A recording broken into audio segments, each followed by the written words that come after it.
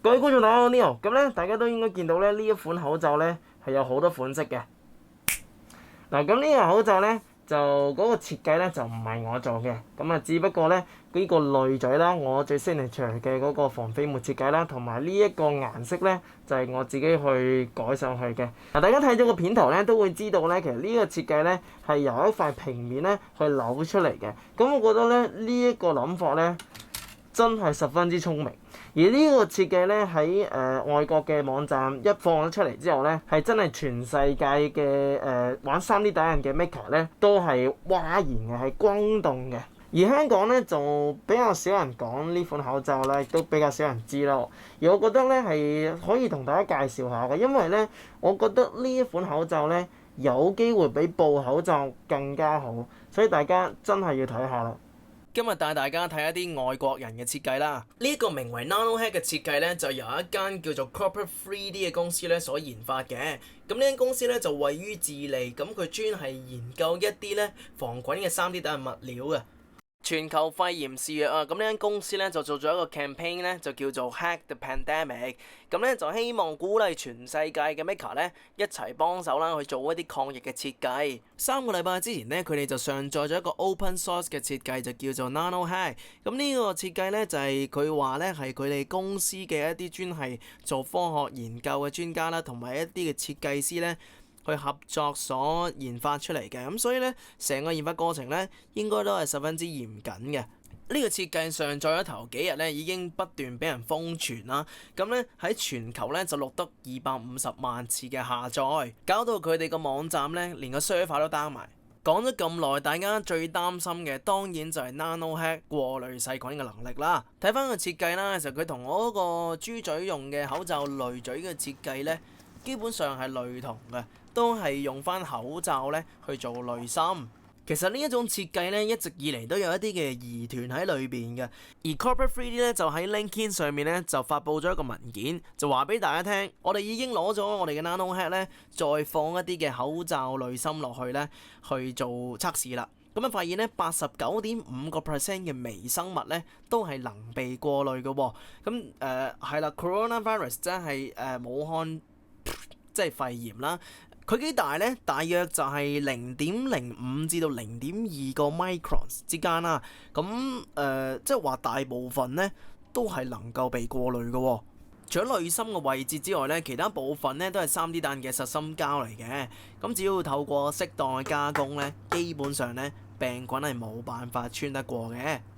跟住落嚟咧就係 fit test 啦。咁其實大家成日都會忽略咗啊。咁啊一個口罩如果要達到 N95嘅級數咧，其實佢除咗個過濾能力要高之外咧，仲要睇埋佢嗰個貼面程度啊。即係話嗰個罩咧同塊面咧中間係唔可以有空隙嘅喎，即係好似鼻啊、下巴啊、面頰嘅位置啦，都唔可以有窿嘅。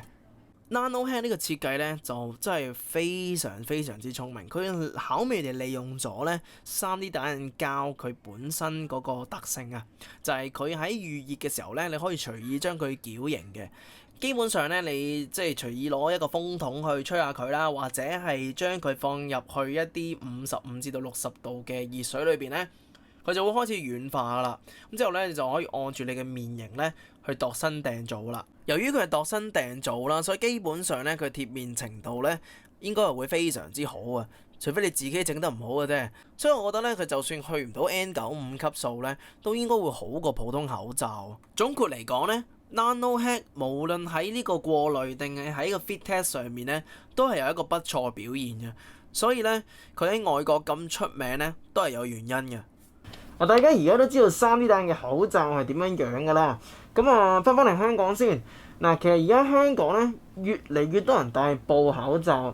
咁我其實自己好好奇嘅，其實到底 3D 打印嘅口罩會唔會好過布口罩咧？第一，戴布口罩我估3個原因啦。咁第一就係、當然係買唔到口罩啦，而家一罩難求係嘛。咁啊，其實就唔使成日出去撲啊，因為你可能買一盒口罩50個咧，一家人用咧，其實好快燒晒㗎啦。咁第二咧就係、防飛沫啦。咁其實基本上你戴口罩咧都係想有塊布咧冚住塊面咧，等人哋打乞嗤嘅時候都冇咁驚嘅啫嚇。咁啊，但係其實布口罩都夠用啦，係嘛？咁啊，第三咧就係附帶嘅。咁啊，布口罩咧，因為佢用布整成啦，咁啊咩布都有嘅，咁所以款式咧一定會多啲嘅，咁攞嚟襯衫咧都會幾好睇。頭先講到3點，咁我哋咧就逐個方面咧去比較下啦。嗱，布口罩咧，其實咧睇翻啲數字啦，其實係冇任何嘅過濾能力嘅。有調查指布口罩嘅粒子穿透率係97%。而家手上面呢個 3D 打印口罩就起碼可以放個濾芯，係嘛？咁頭先都講過啦，其實呢款口罩嘅設計咧，都一樣秉承咗之前豬嘴嗰隻口罩濾芯嘅設計嘅，咁即係話咧一樣啦，一個口罩咧可以分到幾個濾芯去用嘅，咁你一盒50個嘅口罩咧就有機會可以咧用到幾個月啦。咁其實早2日我出深水埗基隆街買布嘅時候咧，我就唔覺意發現咧，而家開始有啲熔噴布賣喎，即係口罩嘅中層喎，咁價錢亦都唔貴嘅喎，即係話咧其實呢啲口罩嘅材料咧都開始翻貨咯，即係嗰個情況緩和咗。所以咁嘅情況咧，其實你嗰個濾嘴一日放幾張熔噴布入去咧，我都唔覺得過分。跟住落嚟咧就係布嘅防水能力啦。嗱，其實咧好多嘅坊間嘅一啲布口罩咧都話自己外層咧係用咗防水布㗎。咁但係我自己就覺得布始終都係布咯，係嘛？嗱，你諗下，而家我呢個3D 打印嘅口罩內層係用緊實心膠喎，實心膠我諗防水能力絕對比布口罩高啦啩。加上而家仲要改埋呢一個嘅飛沫設計之後咧，我相信咧就算有人喺你面前瘋狂打乞嗤咧，都唔會有一滴口水穿得過咯。關於個外觀啦，嗱，其實我一開始咧揀呢款設計嘅介紹嘅時候，其實我有少少私心嘅，除咗因為佢功能係正之外咧，仲係因為我睇中佢嘅外觀，我覺得有得做喎。嗱，其實咧我就用咗少少嘅腦筋啦，就將呢一啲嘅布咧就裱咗喺上面，咁我就發現咧其實出嚟個效果咧已經係好靚仔㗎啦，即係有啲手作 feel 咯。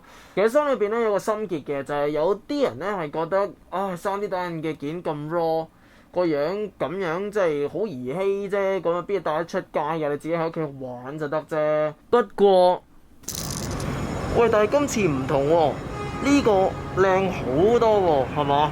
嗱，見我曾經有同大家講過呢一款濾嘴咧，有冇機會可以攞嚟襯衫咧？睇嚟呢個就係嗰個答案啊！真正做到功能同埋外觀咧嘅融合，咁啊，其實呢款口罩咧個可塑性咧非常之高啊！咁基本上同布口罩一樣咧，都可以出到好多嘅款式㗎。3D 打印嘅口罩咧，其實內層咧嘅物料咧係同布口罩嘅內層一樣嘅，咁所以咧其實戴住成日咧嗰個皮膚都唔會話唔舒服嘅。呼吸方面啦，咁其實你見到個窿咧都好大嘅，咁比起以前豬嘴咧就大咗好多啦。咁基本上咧，其實個呼吸咧都好舒服嘅。睇到呢度啦，3D 打印口罩係咪比布口罩好咧？咁我相信你心裏邊都已經有一個答案㗎啦。咁今日咧就呢個3D 打印口罩嘅介紹咧就嚟到呢度啦。Nanohair 呢款口罩咧，其實咧就比較貼近我哋現實中嘅外科口罩啦。咁啊，最多都係做到 loose fit 嘅啫，咁啊或者好少少啦。但係如果要講到 close fit 嘅話咧，就要講到我而家嘴上面戴住呢一個啦。咁咧佢其實嗰個貼面程度咧都不錯嘅，咁啊都幾似 N95 嘅。咁咧就係由一個英國嘅設計師咧，應該係咁啊，就係俾當地嘅一啲醫護人員去用嘅喎。咁啊你見到佢外觀其實都冇特別去理會嘅，咁啊因為都主要係實用為主啦。咁啊但係咧佢暫時嚟講都係未得到呢啲政府機構認可嘅。咁但係咧數到一啲類近 N95 級數嘅設計咧，原來 Nanohair 咧仲有個叫做 Nanohair 2.0嘅喎。大家眼前呢一個咧就係 Nanohair 2.0啦。咁咧呢個設計咧比頭先嗰個咧就更加接近 N95 啦。喺幾日之前咧就得到咗咧美國國家衛生院嘅認可，咁咧就放咗喺佢哋官方嘅網站上面添。據我所知啦，呢個咧係目前嚟講唯一一個咧得到政府機構認可嘅 3D 打印口罩嚟嘅。咁啊，但係佢哋 Corporate 3D 咧都再三強調啦，呢一個咧雖然係接近 N95，但係佢都唔係一個 N95。關於呢個2.0咧，我就遲啲再睇下有冇機會同大家講下啦。嚟到最尾啦，又係啦，我會送5套嘅口罩嘅，咁咧當然唔係我手上面呢幾個啦，我會整嗰啲新嘅俾大家嘅。咁啊，如果你想得到佢哋嘅話咧，咁咧你只需要 subscribe 我啦，同埋喺下面咧填翻資料咧，咁就有機會抽到噶啦。好，咁咧今日就講住咁多先啦，拜拜。